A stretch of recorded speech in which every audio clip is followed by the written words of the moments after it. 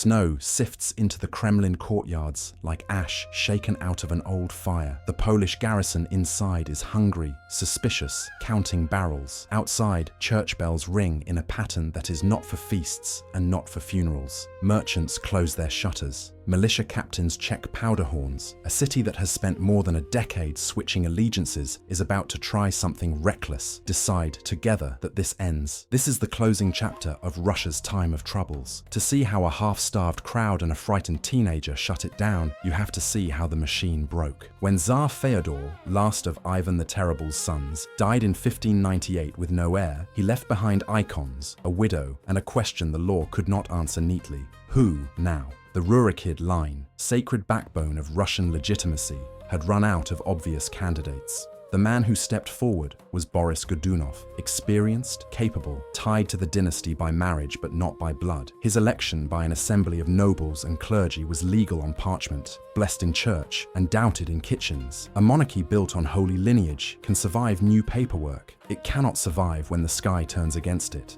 Between 1601 and 1603, the sky did. Failed harvests, cold summers, rotting grain, famine bit so deep that bark bread and weeds became normal. Peasants abandoned estates, bodies froze where the road turned. Godunov's government opened reserves, cut some taxes, tried. It wasn't enough. When people are that hungry, they start reading disasters as verdicts. God must be angry. If God is angry, perhaps the man with the crown does not belong there. Into that hunger walked a rumor with a name, Dmitry. Ivan the Terrible's youngest son had officially died as a child in Uglich in 1591, throat cut in disputed circumstances. Now a man appeared in the Polish-Lithuanian Commonwealth, calling himself Dmitry Ivanovich, the miraculously surviving prince. We call him False Dmitry I, but at the time, he was a story desperate people wanted to test. He gained Polish backers, nobles and clergy, who saw a chance to place a friendly Tsar in Moscow, and recruited Cossacks, discontented nobles, wandering soldiers. As his little army moved through the borderlands, whole towns and bands of fighters changed sides because the true Tsar returning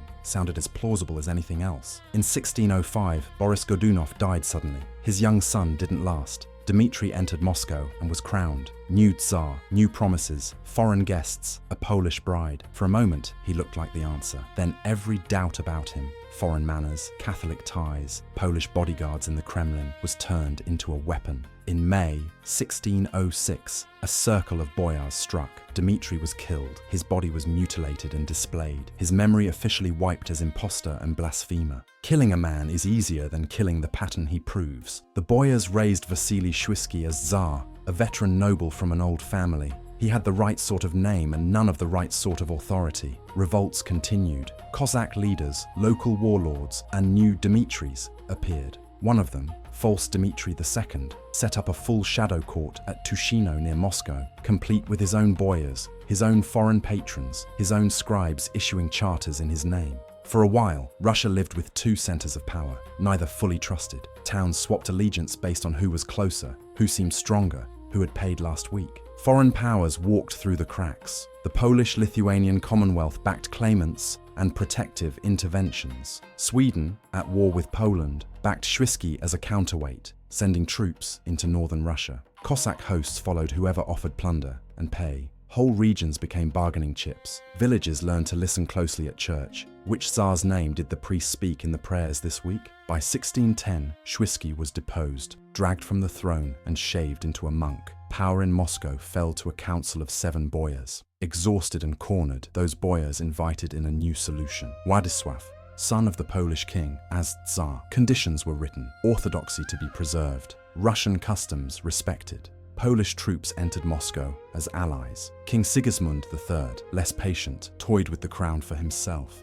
Occupation blurred into domination. Now the phrase time of troubles stops sounding literary and starts sounding literal. You have famine scars, foreign garrisons in the Kremlin, Cossack and mercenary bands roaming for loot, churches desecrated in some places, rival decrees in others. You have peasants who no longer know which authority can protect them. You have boyars who have sworn oaths to Boris, Dmitry, Shwisky, the Tushino pretender, Władysław, sometimes in rapid succession. Every promise of order has turned to ash. Resistance flared and failed more than once. The turning point comes not from a grand prince, but from a merchant standing up in a church. In Nizhny Novgorod, 1611, Butcher merchant Kuzma Minin addresses the town. If they want their faith, their markets, their streets back, they must pay and fight for it themselves. Not for another False Dmitry, not for a Polish prince, but for the common cause and for Moscow. They choose Prince Dmitry Pozharsky, wounded in an earlier uprising, respected,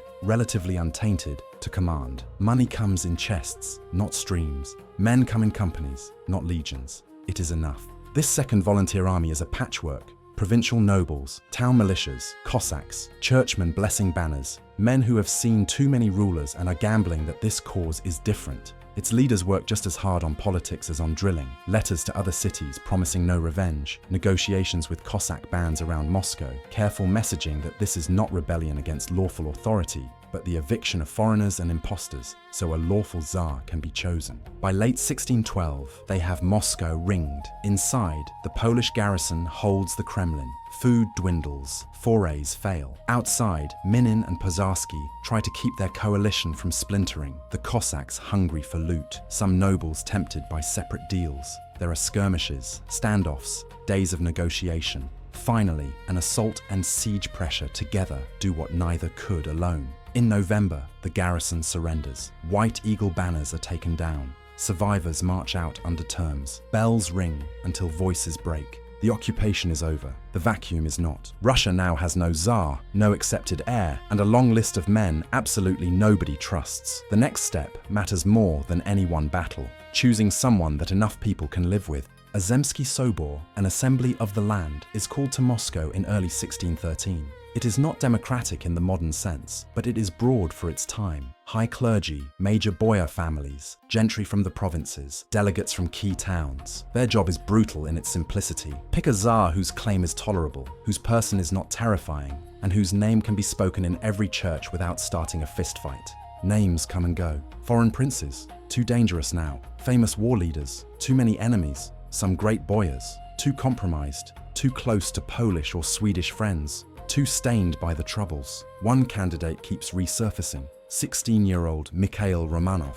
On paper, he works. His family is old and connected. His grandfather had been related by marriage to Ivan the Terrible's first wife. His father, Filaret, is a respected churchman held captive in Poland. The Romanovs have suffered under multiple regimes, which makes them look less like schemers and more like shared victims. Mikhail himself is young, unbloodied, politically blank. He is also nowhere near Moscow. He's at the Ipatiev monastery near Kostroma with his mother, who has taken the veil. That distance is a selling point. He has not been seen cutting deals in the Kremlin. The delegation that arrives to offer him the throne finds a boy and a mother who are both terrified. They know exactly what happens to Russian Tsars when things go wrong. Contemporary accounts say his mother argued he was too young, too weak, that enemies would tear him apart. The envoys answer that refusal will only invite new impostors and new occupations. Only by accepting, by giving the country a legitimate name to gather around, can he save the Russian land. Between fear and duty, they say yes. Mikhail's election is announced. In Moscow, the bells ring yet again, this time in a pattern meant to sound like relief. The coronation, later in 1613, leans hard on continuity.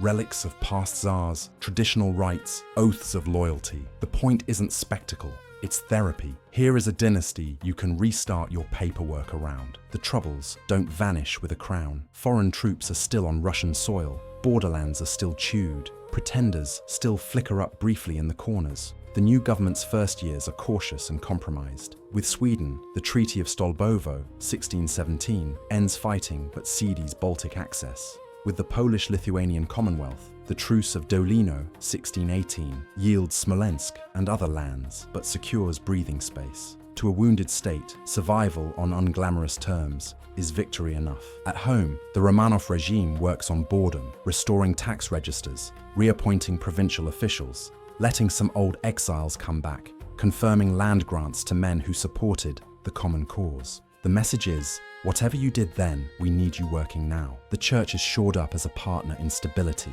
Local courts start functioning again under a recognized seal. New tsars claiming to be Dmitry or other saviors still appear now and then, but they find less appetite. People have had their fill of miracles. Only later will historians talk about 300 years of Romanov rule. The people living in 1613 care about smaller certainties, that petitions can be addressed to someone real, that tax collectors speak with one voice, that garrisons know whose orders to obey, that the harvest, if it comes in, won't be stolen in the name of yet another savior. If you want the core in one line, use this. The time of troubles ends when Russia chooses a Tsar, not because he is dazzling, but because he is survivable, young enough to be shaped, legitimate enough to be blessed, neutral enough that former enemies can kneel without choking.